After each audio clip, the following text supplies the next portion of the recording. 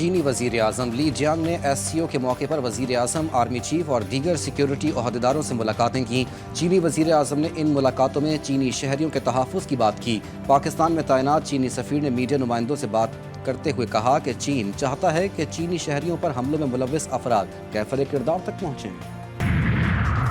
सरकार का के इलेक्ट्रिक सारिफिन को बिजली का एक और जोरदार झटका। बिजली मजीद फी यूनिट 3 रुपये 3 पैसे महंगी। नेपरा के जारी एलानिये के मुताबिक के इलेक्ट्रिक सारिफिन के लिए बिजली की कीमत में इजाफा जुलाई की माहाना एडजस्टमेंट की मद में किया गया।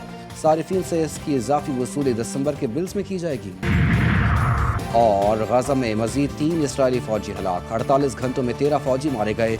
इसराइली फौज ने ऐलान किया है कि गजा में कार्रवाई के दौरान 3 फौजी हलाक हो गए। इन हलाकतों के बाद शिमाल और जुनूब में गुज़िश्ता 48 घंटों के दौरान मरने वाले इसराइली फौजियों की तादाद 13 हो गई। रावलपिंडी के संगजानी रोड पर फिल्मी सीन। कैदियों की 3 वैन्स पर 15 से 20 मुसल्लह मुल्जिमान का हमला। कैदियों को छुड़ाने की कोशिश। PTI के 3 MPA समेत मुतादिद कैदी फरार हो गए। पुलिस और दीगर सिक्योरिटी एहलकारों की बरवक्त कार्रवाई। फरार की कोशिश करने वाले तमाम कैदियों को दोबारा गिरफ्तार कर लिया गया। तीनों वैन्स में MPA अनवर ज़ेब, मलिक लियाकत और यासिर कुरैशी समेत 187 कैदी सवार थे। मुल्जिमान ने फायरिंग करके प्रिजन वैन्स के टायर बर्स्ट किए। फायरिंग से मुतादिद पुलिस एहलकार जख्मी भी हुए, जिन्हें अस्पताल मुंतकिल कर दिया गया। कैदी वैन्स पर हमला करने वाले मुल्जिमान के खिलाफ सख्त कार्रवाई की जाएगी। Inspector general Islamabad police Nasir Rizvi कहते हैं, डी चौक एहतजाज के 187 मुल्जिमान को अदालत पेशी के बाद अटक जेल मुंतकिल किया जा रहा था। गिरफ्तार हमलावरों में MPA का बेटा, एक पुलिस एहलकार और 2 दीगर मुल्जिमान शामिल हैं।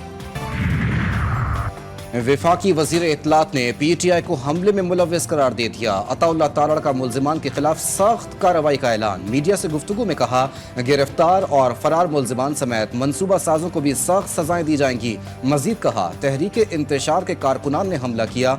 हमला सोचा समझा मनसूबा था, जिसकी तैयारी पहले से थी।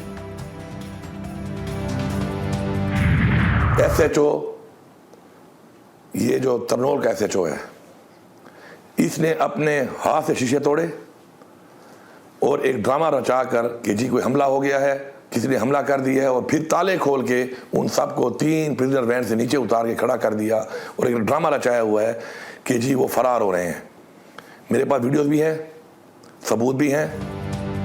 रावलपिंडी वाक़े पर वज़ीर आला खैबर पख्तूनख्वा का रद्द अमल भी सामने आ गया। अल-यमीन गंडापुर कहते हैं, फॉर्म 47 की जाली हुकूमत और इस्लामाबाद पुलिस ने ड्रामा शुरू किया हुआ है। आए दिन जो ड्रामे आप करते जा रहे हैं, ये आपको बंद करना पड़ेंगे। जेल ले जाते हुए SHO तरनोल ने अपने हाथ से पुलिस वैन्स के शीशे तोड़े। PTI रहनुमा शेख वक्कास अकरम ने कहा, हमारे 80 से ज़ायद लोगों को जज साहब ने डिस्चार्ज कर दिया। जब उन मुल्जिमान को डिस्चार्ज कर दिया गया तो उनकी गिरफ्तारी किसी और मुकदमे में डाल दी गई। पुलिस हुक्काम मुल्जिमान को अटक जेल की तरफ ले जा रहे थे। पुलिस हमारे लोगों को खुद कह रही है कि भागो। जब उन लोगों को अटक जेल ट्रांसफर कर रहे थे उन 3 प्रिजन वैन्स में, फिर तरनौल की हदूद में उन्हें रुके।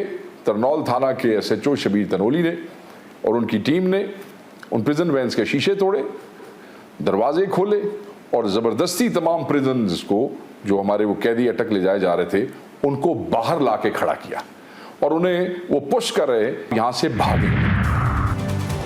डेरा इस्माइल खान में फितने और खवारिज के दहशत गर्दों का FC चेक पोस्ट पर हमला। 10 FC एहलकार शहीद। दहशत गर्दों ने रात की तारीकी में चेक पोस्ट पर हमला किया। वजारत दाखिला के मुताबिक शहीद FC के 6 जवानों का ताल्लुक जनूबी वजीरिस्तान और 4 का जिला कर्क से है। वजीर आजम शहबाज शरीफ की शदीद मजम्मत। कहा, दहशत गर्दी के नासूर को जड़ से उखाड़ फेंकने के लिए पुरअज़्म है। चीफ जस्टिस ऑफ पाकिस्तान की रिटायरमेंट। सुप्रीम कोर्ट में full court reference. Retired chief justice Qazi Faez Isa का खिताब। कहा, एक कागज एक पार्टी के लिए फायदा और एक के खिलाफ होता है। सच क्या है सिर्फ अल्लाह ही जानता है। चीफ जस्टिस बलूचिस्तान बनने के बाद जिंदगी बदल गई। बलूचिस्तान में जो काम किए उनका लोगों को मालूम है। कभी कॉजलिस्ट बनाने में दाखिल नहीं दिया। इंसाफ देना हमारा फर्ज है। मेरी आजाद में कुछ घंटे रह गए हैं। चीफ जस्टिस से बहुत कुछ सीखने को मिला। काजी फाइज ईसा बहुत अच्छा वक्त गुजार कर जा रहे हैं, उनकी कमी महसूस करेंगे। नामजद चीफ जस्टिस याहिया आफरीदी का फुल कोर्ट रेफरेंस से खिताब। कहा, काजी फाइज के साथ बेंच में कई बार इख्तलाफ किया। चीफ जस्टिस ने हमेशा खुले दिल से मेरा मौक़िफ़ सुना। जस्टिस याहिया आफरीदी का कल कमान संभाल लेंगे। हल्फ बर्दारी का शेड्यूल जारी। तकरीब कल दिन 11 बजे ऐवान सदर में होगी। इंतजामात मुकम्मल। मेहमानों को दावतनामे भी भिजवा दिए गए।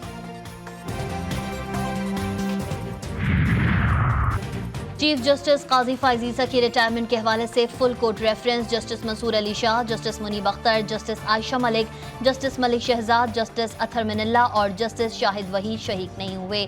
अलविदाई रेफरेंस में 12 मुस्तकिल, 2 एडहॉक और 2 आलिम जजेस ने शिरकत की।